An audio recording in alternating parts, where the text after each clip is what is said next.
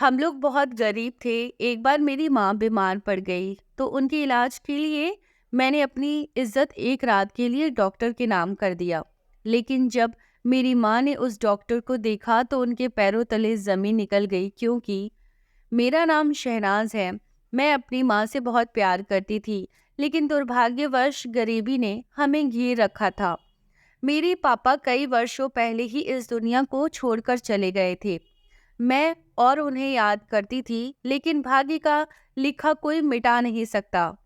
जो भी लिखा है सब हमें ही काटना पड़ेगा। जिंदगी किस मोड़ पर हमारे लिए सुख और किस मोड़ पर हमारे लिए दुख लिए बैठी है, ये कोई नहीं जानता है। कुछ ऐसा ही मेरे साथ भी हुआ। मेरे पापा बहुत पैसे वाले घर के, हम लोगों को एक अच्छे घर में अच्छा जीवन जी रहे थे। लेकिन समय का पहिया पलटा, मेरे पापा बीमार हो गए, फिर मर गए। उस वक्त मैं काफी छोटी थी।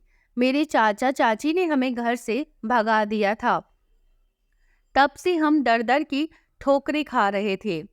हम लोग एक किराए के कमरे में रहते थे। हम दोनों ही काम करते थे। गरीबी की वजह से मैं पढ़ लिख भी नहीं पाई थी। मेरे पास जो कुछ भी था वह सिर्फ मेरी माँ थी।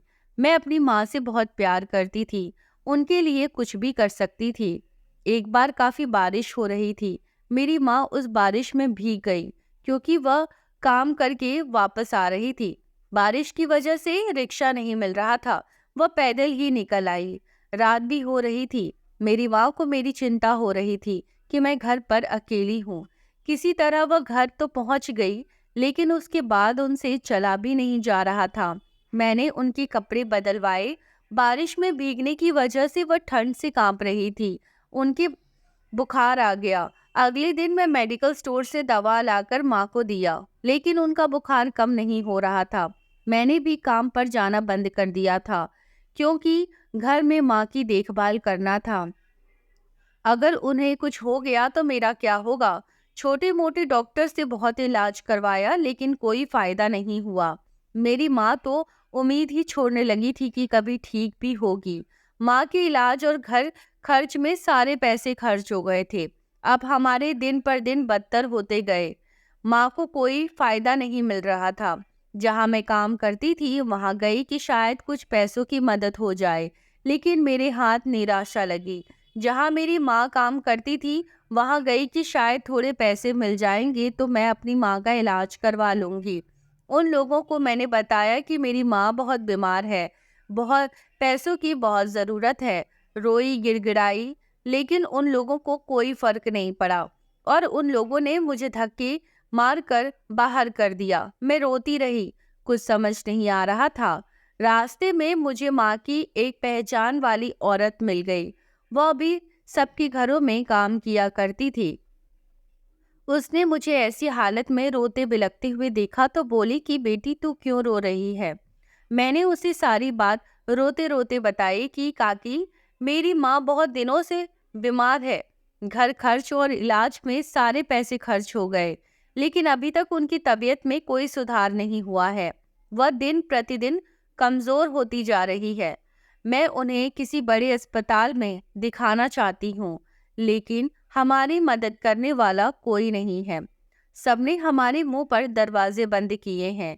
मैं क्या करूं, कुछ समझ नहीं आ रहा है। अपनी माँ को किसी भी हाल में ठीक करवाना चाहती हूँ, क्योंकि मैं अपनी माँ से बहुत प्यार करती हूँ। उनके सिवा मेरा इस दुनिया में कोई नहीं है। मेरी बात सुनकर काकी भी आंखें भर आई।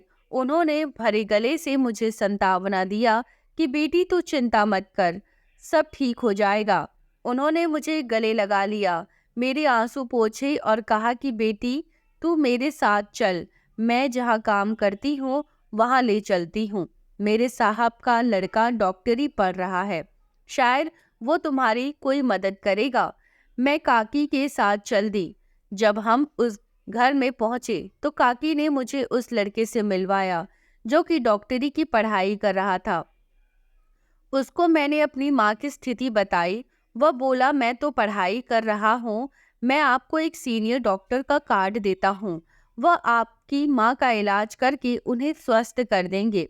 बहुत अच्छे डॉक्टर हैं, उनके पास जो भी बीमार जाता है जल्दी ठीक हो जाता है। उसने मुझे एक कार्ड लाकर दिया। मैं काकी को बताकर वहां से निकल गई। पहले अपनी माँ के पास गई क्योंकि मैं काफी देर पहले से निकली थी।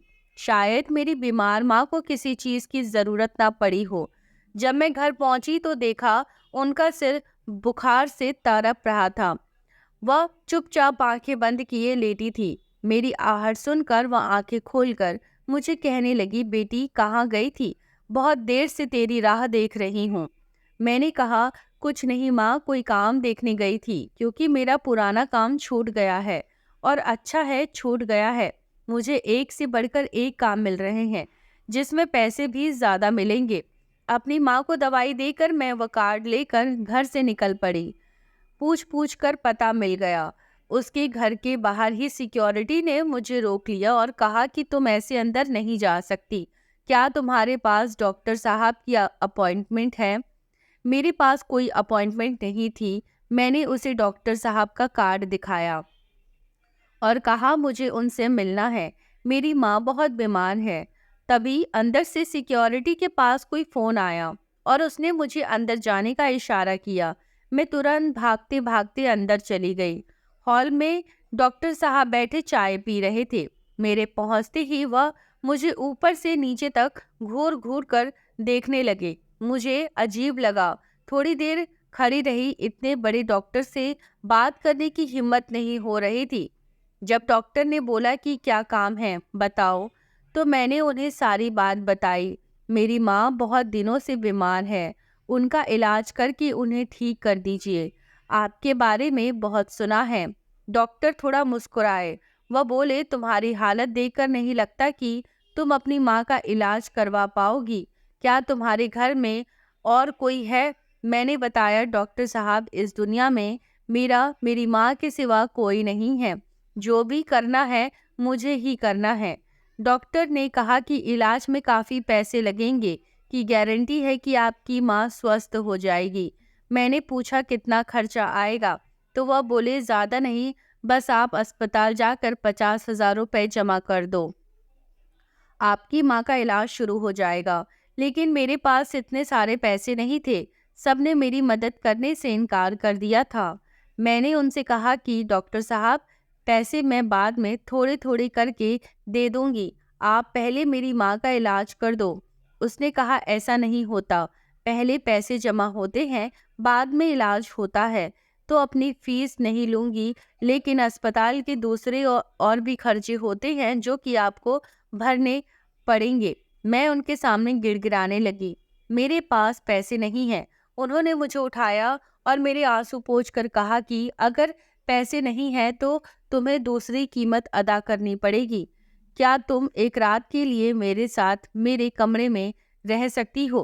पहले तो मैं सोच में पड़ गई कि हम गरीबों के पास अपनी इज्जत के सिवा और कुछ नहीं होता।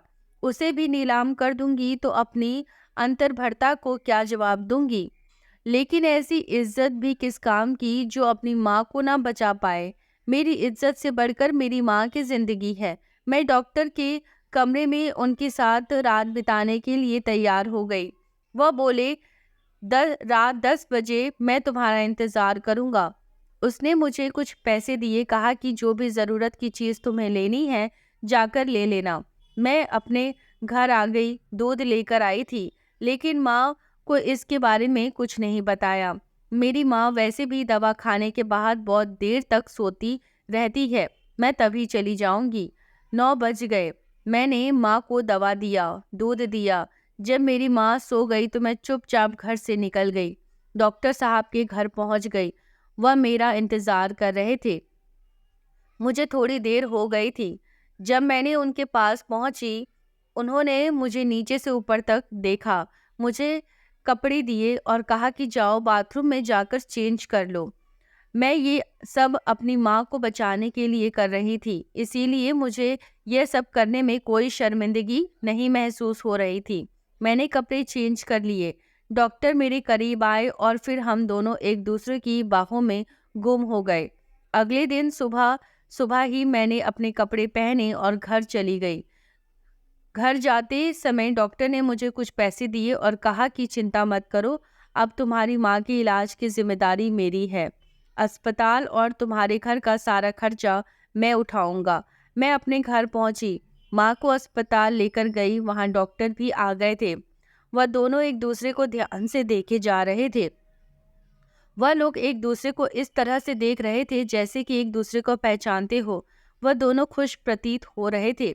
मुझे उनकी मुस्कुराहट समझ नहीं आ रही थी। तभी मेरी माँ ने कहा, आसिफ बेटा, तू कहाँ था? कभी तक तूने एक बार भी अपनी मासी से मिलने की कोशिश नहीं की। डॉक्टर आसिफ बोले, मौसी, मैंने आप लोगों को ढूंढने की बहुत कोशिश की थी, लेकिन जब मैं शहर से डॉक्टर बनकर गया तो लोगों ने बताया कि आप लोग वह जगह छोड़कर कहीं और रहने लगे हैं। आसिफ और मेरी माँ, मौसी और भांजा थे। माँ ने मुझे बुलाया और कहा, ये लड़की देख, इसे पहचान, ये तेरी बीवी शहनाज है। उनकी बातें सुनकर मेरा दिमाग चकरा रहा था, क्योंकि कैसे आसिफ मेरा पति हो गया। मुझे तो अपनी शादी के बारे में नहीं याद है। माँ ने बताया, हम दोनों 10 साल के थे तभी मैंने तेरी शादी आसिफ से कर दी थी, क्योंकि तेरे चाचा तेरे जान के दुश्मन बन बैठे थे। वह लोग तेरी शादी किसी पागल लड़के से करना चाहते थे। तुझे उस पागल लड़के के रिश्ते से बचाने के लिए आसिफ से तेरी शादी कर दी थी। यह तेरी मौसी का लड़का तेरा पति है। फिर यह पढ़ाई करने चला गया, तू मेरे साथ रहने लगी और हम सब बिछड़ गए। डॉक्टर आसिफ मेरे पति हैं, लेकिन फिर मेरा पति कैसे किसी अनजान लड़की की इज्जत से खेल सकता है? तब डॉक्टर आसिफ बोले, मैं तुम्हें देखते ही पहचान गया था कि तुम मेरी पत्नी शहनाज हो, इसीलिए मैंने तुम्हें यह ऑफर दिया था। पहले तो मुझे लगा तुम भी मुझे पहचान गई हो, लेकिन नहीं। जब तुमने मुझे नहीं पहचाना तो तुम्हारे करीब आने का मैंने तरीका निकाला। इसके बाद मेरी माँ का इलाज हुआ। 3-4 दिनों बाद जब वह ठीक हो गई तो मेरी विदाई डॉक्टर आसिफ के साथ कर दी। जब मेरी माँ बूढ़ी होने लगी तो मैंने उन्हें अपने पास ही रख लिया। मेरे पति डॉक्टर आसिफ का इस दुनिया में कोई और नहीं था, लेकिन वह एक बहुत पैसे वाले घर का लड़का था। उसी पैसों के दम पर वह अपनी डॉक्टर आसिफ के साथ कर दिया।